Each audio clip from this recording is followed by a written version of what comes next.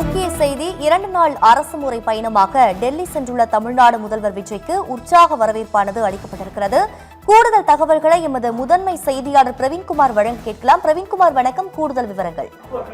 தீபிகா, வணக்கம். முதலமைச்சர் விஜய் டெல்லி சென்றடைந்திருக்கிறார். முதலமைச்சராக பொறுப்பேற்ற பிறகு அவருடைய டெல்லி பயணம் இதுதான் முதல் பயணமாக பார்க்கப்படுகிறது.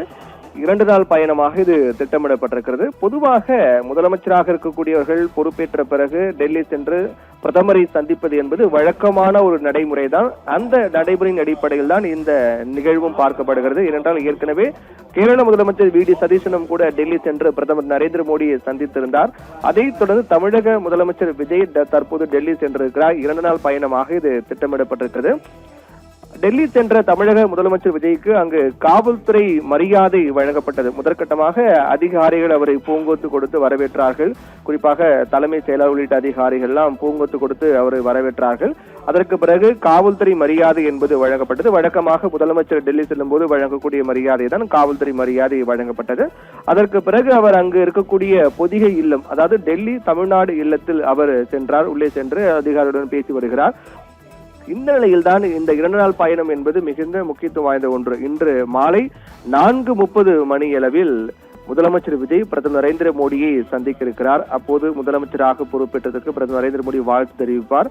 அப்போது அதற்கு பிறகு 6:30 மணியளவில் மத்திய உள்துறை அமைச்சர் அமித்ஷாவையும் முதலமைச்சர் விஜய் சந்திக்க இருக்கிறார். அதைத் தொடர்ந்து 7:30 முதல் 8 மணி அளவில் மத்திய நிதியமைச்சர் நிர்மலா சீதாராமனையும் சந்திக்க இருக்கிறார். தமிழக பட்ஜெட் விரைவில் தாக்கல் செய்யப்பட இருக்கின்ற நிலையில் மத்திய அமைச்சர் நிர்மலா சீதாராமனுடனான சந்திப்பு மிகுந்த முக்கியத்துவம் வாய்ந்த ஒன்றாக பார்க்கப்படுகிறது. அப்போது தமிழகத்தின் நிதி நிலை தொடர்பாகவும் திட்டங்கள் தொடர்பாக பல ஆலோசனைகள்லாம் முதலமைச்சர் விஜய் பெறுவார் என்றும் எதிர்பார்க்கப்படுகிறது. அது குறித்தும் இந்த சந்திப்பின் போது பேசப்படும் என்று எதிர்பார்க்கப்படுகிறது. 2 நாள் பயணம் என்பதால் நாளைய தினம் அவர் ராகுல் காந்தியும் சந்திக்கிறார், சோனியா காந்தியும் சந்திக்கிறார், ராகுல் காந்தியும் சந்திக்க இருக்கிறார் என்று கூறப்படுது. ஆனால் இது ராகுல் காந்தி மற்றும் சோனியா காந்தியுடனான சந்திப்பு என்பது அதிகாரப்பூர்வ இன்னும் அறிவிப்பு வரவில்லை. தற்போது வரையில் பிரதமர் நரேந்திர மோடி மத்திய உள்துறை அமைச்சர் அமித்ஷா மற்றும் நிதியமைச்சர் நிர்மலா சீதாராமனை சந்திக்கிறார்.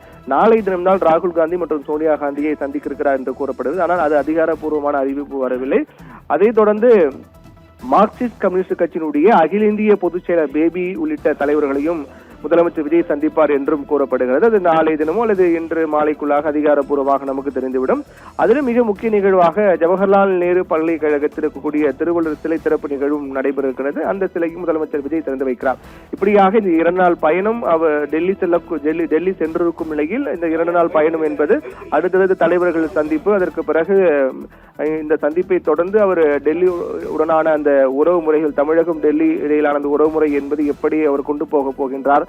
தொடர்ந்து தமிழகத்திற்கு டெல்லி பொறுத்தவரையிலும் மத்திய அரசு பொறுத்தவரையிலும் தொடர்ந்து புறக்கணிக்கப்பட்டு வரும் என்றெல்லாம் தொடர்ந்து ஒரு குற்றச்சாட்டு விமர்சனம் சொல்லப்பட்டு வருகின்ற சூழ்நிலையில் அதை முதலமைச்சராக பொறுப்பேற்றக்கூடிய விஜய் எப்படி அதை எதிர்கொள்ளப் போகிறார், என்னென்ன மாற்றங்களை கொண்டு வரப் போகிறார் என்று எதிர்பார்க்கப்படுகிறது. அதனுடைய முதல் பயணமாக டெல்லி பயணம் வழக்கமான நடைமுறையின்படி தலைவர்களுடனான சந்திப்பு, பிரதமருடனான சந்திப்பு என்றெல்லாம் நடைபெறுவதற்காக இந்த 2 நாள் பயணம் என்பது திட்டமிடப்பட்டிருக்கிறது. தீபிகா.